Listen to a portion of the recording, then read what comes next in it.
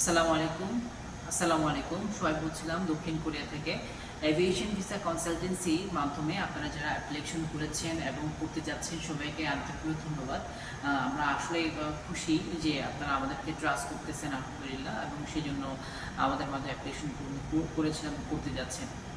আমাদের চলমান ইনটেক হচ্ছে ডিসেম্বর ইনটেক, এবং সামনে আরও চলমান আসছে মার্চের ইনটেক।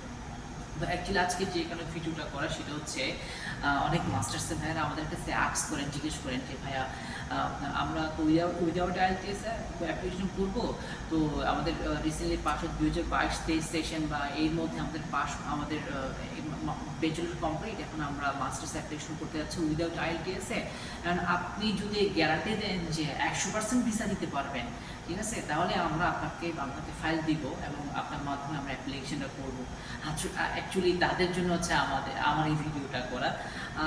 কি ব্যাপারটা আসলে কি, ব্যাপারটা বোঝার ট্রাই করি আমরা, ঠিক আছে। অ্যাকচুয়ালি এজেন্সিরা ভিসা দিতে পারে কিনা। আচ্ছা ভাই, একটা নর্মালি কোশ্চেন করি যে এজেন্সিরা যদি সব এজেন্সিরা যদি ভিসা দিতেই পারতো, সে তো আর এজেন্সি থাকতো না, সে অ্যাম্বাসি হয়ে যেত, সে ইমিগ্রেশন হয়ে যেত। ব্যাপারটি আপনাকে থিঙ্ক করতে হবে অ্যাকচুয়ালি, যে is call a common sense, ঠিক আছে। পৃথিবীর কোথাও কোনো জায়গায় কোনো এজেন্সি আপনাকে বলতে পারবে না সে আপনাকে ভিসা 100% পাওয়াই দিবে। কারণটা হচ্ছে কি, ভিসা দিবে কে? ভিসা দিবে হচ্ছে ইমিগ্রেশন, আর কিংবা আমাদের লোকাল যে অ্যাম্বাসিগুলো থাকে তারাই আমাদেরকে ভিসা দিবে। এই দুটো ছাড়া কে বা ভিসা দিতে পারে আমাকে বলেন? ইউনিভার্সিটিকে দিতে পারবে, এজেন্সি দিতে পারবে? কেউ দিতে পারবে না, আপনার মেয়েও দিতে পারবে না, ঠিক আছে। যত কিছুই বলেন না কেন, আপনার কেউ দিতে পারবে না। সো এইটা আপনাকে প্রথমে মাথায় ঢুকাই নিতে হবে, মাথায় বুঝে নিতে হবে অ্যাকচুয়ালি এজেন্সি বা এজেন্সি ওনার যারা, সিইও বা ফাউন্ডার যারা, ঠিক আছে, সে যত বড়ই হোক না কেন, ঠিক আছে, তার একেবারে পৃথিবীর সমগ্র দেশে, সমগ্র জেলায়, উপজেলা থেকে শুরু করে একেবারে প্রত্যেক জায়গায় তার ব্রাঞ্চ থাকুক না কেন, সে যতই স্ট্রং হোক না কেন, পলিটিক্যালি হোক, যে হোক, সে কখনোই ভিসা দিতে পারবে না যতক্ষণ একজন ইমিগ্রেশন অফিসার বা অ্যাম্বাসির যে কাউন্সিলর ও অ্যাপ্রুভ না করবে, ঠিক আছে। সো এই জিনিসটা মাথায় রাখতে হবে। তাহলে আসেন সাউথ কোরিয়ার ক্ষেত্রে, তাহলে আমরা কীভাবে আপনাদেরকে নিশ্চিত দিতে পারবো যে 100% আমার ভিসা নিশ্চিত হবে? এটা কখনোই সম্ভব না। তাহলে এখন মনটা আপনাদের ভেঙে দিলাম, তাই না? আর মন ভাঙার দরকার নেই, আমি এটা সলিউশনটা আপনাকে বলি, ঠিক আছে। সলিউশনটা হচ্ছে, আপনাকে তো কিছু রিকোয়ারমেন্ট দিচ্ছে, তাই না?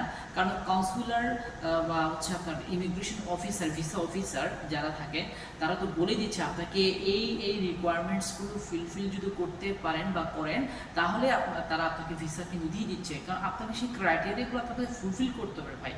আপনি যে ওই ক্রাইটেরিয়াগুলো ফুলফিল করেন, ভিসা পাচ্ছেন না। ওই ক্রাইটেরিয়াগুলো ফুলফিল না করেন, তাহলে ভিসা পাচ্ছেন না। এটা একটা সহজ ম্যাটার। তাহলে আপনারা দেখেন যে আমরা কিন্তু প্রতিনিয়ত, আমি যে প্রতিনিয়ত ভিডিওগুলোর মধ্যে বলে যাচ্ছি, এভিয়েশন ভিসা কনসালটেন্সি, আমার যে পেজ আছে, পেজের মধ্যে বা আমার যে পার্সোনাল আইডি আছে, যে সোয়াইপ করেন ইনফোস বা সোয়াইপ ভিসা ইনফোস নামে, তো ওখানে আমরা প্রতিনিয়ত ভিডিওগুলো আপলোড করেই যাচ্ছি, বলতেছি যে আপনাদের এই রিকোয়ারমেন্টগুলো আপনারা ফুলফিল করুন, তাহলে আপনারা অবশ্যই ভিসা পাওয়ার জন্য যোগ্যতা অর্জন করবেন, ঠিক আছে। কিন্তু 100% ভিসার গ্যারান্টিটা কোনো এজেন্সি আপনাকে দিবে না, ঠিক আছে। তো সেটা যদি বলি যে স্পেশালি মাস্টার্সের ক্ষেত্রে ই ভিসা, যেহেতু মাস্টার্সে অলমোস্ট ইউনিভার্সিটিগুলো এখন হচ্ছে ই ভিসা প্রোভাইড করে দেয়, তো ই ভিসা রিকোয়ারমেন্টের জন্য উইদাউট আইএলটিএসে কিছু কোর কিছু আপনার রিকোয়ারমেন্টস আছে, এটা আপনাকে ফুলফিল করতে হবে। তার মধ্যে গুরুত্বপূর্ণ কি জানেন? গুরুত্বপূর্ণ হচ্ছে আপনার স্টাডি ক্যাপটা যেন 4 বা 5 বছরের মধ্যে না হয়, উইদাউট আইএলটিএস এর ক্ষেত্রে বলতেছি, ঠিক আছে। তো স্টাডি ক্যাপ 4 থেকে 5 বছরের মধ্যে না হয়। সেকেন্ডলি ব্যাপারে হচ্ছে আপনার ব্যাংকে যেন মিনিমাম 6 মান্থ 25 লাখ উপরে আপনার কি বলে যে অ্যাকাউন্ট সলভেন্সি যেটা বলে বা সেভিংস যেটা বলে, সেটা যেন ঠিক মতো থাকে, ঠিক করে ট্রানজেকশন হয়, প্রত্যেক সপ্তাহে, প্রত্যেক মাসে এভাবে করে ট্রানজেকশন হবে, এবং 6 মাস পরে আপনি সুন্দর একটা স্মুথ একটা ট্রানজেকশন পাবেন। 25 লাখ আপনাকে প্রথমে রাখতে হবে, রাখার পরে সেটার উপর আপনার ট্রানজেকশনটা করতে হবে, ঠিক আছে। ব্যাপারটা বুঝে ট্রাই করুন। কি বললাম, সে না বুঝলে আমাকে ইনবক্স করবেন বা জানাবেন। অ্যান্ড নেক্সট হচ্ছে আপনার একাডেমিক রেজাল্টের জন্য ভালো থাকে। আপনি একটা পুয়ার সিজিপিএ পাইছেন, এই পুয়ার সিজিপিএ আপনাকে সাউথ করে বসে নেই ভাই, আপনাকে এই যে দিবে, তাই না? তার জন্য বিভিন্ন দেশ থেকে ভালো কোয়ালিফাইড স্টুডেন্ট কিন্তু আছে সাউথতে, পড়াশোনা করার জন্য আসতে চাচ্ছে, এবং সেখানে তারা আইএলটিএস করা আছে। আমাদের দেশে আইএলটিএস 5.5 অন্যান্য দেশে লাইক উজবেকিস্তান, ফিলিপিন, ভিয়েতনাম যারা এখানে পড়তে আসে, 6.5 7তে অ্যাভেলেবেল এখানে। ব্যাপারটা তাহলে বোঝা লাগবে ভাই। তো সেই ক্ষেত্রে আপনার এই রিকোয়ারমেন্ট নাই, আইএলস নাই, তাহলে আপনি যদি রিকোয়ারমেন্ট আপনার আইএলস নাই, তাহলে আপনাকে একাডেমিক ব্যাকগ্রাউন্ডটা আপনাকে তো ভালো করে শো করতে হবে, ফাইন্যান্সিয়াল ডকুমেন্টগুলো ঠিক মতো শো করতে হবে, তাই না?